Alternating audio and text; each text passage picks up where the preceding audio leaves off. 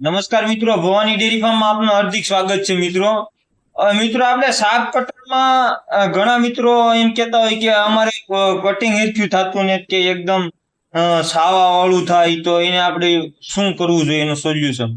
તો મિત્રો આપણે જે અહીંયા આપણે આ બ્લેડ આવે ને, જે મશીનમાં આ બ્લેડ આવે ને, આ બ્લેડ છે ને અહીંયા ધારને ગહાઈને જ આવી જોઈએ. આને આ રીતે ગહાઈને જાય ને, જો આ રીતે, તો ઈ છે ને ગોળ કટિંગ જ થાય ને. જો અહીંયા ગાળો પડી ગયો ને તો સાવો થાય.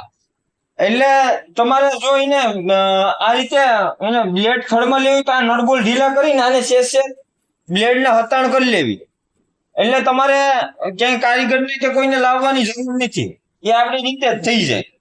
એટલે કોઈ પણ ને મિત્રો જો એ રીતે મશીનમાં સાવો થતો હોય તો એ ઢોર નિરે ખાય નહીં. ગોળ કટિંગ હોય એ જ વ્યવસ્થિત ખાય, બાકી સોયું વાળું હોય તો ઢોર ખાતું નથી. તો મિત્રો એમાં ખાસ એક કાળજી લેજો. ને જો તમને અમારો આ વિડીયો સારો લાગ્યો હોય તો લાઈક કરો, શેર કરો અને સબસ્ક્રાઈબ કરો.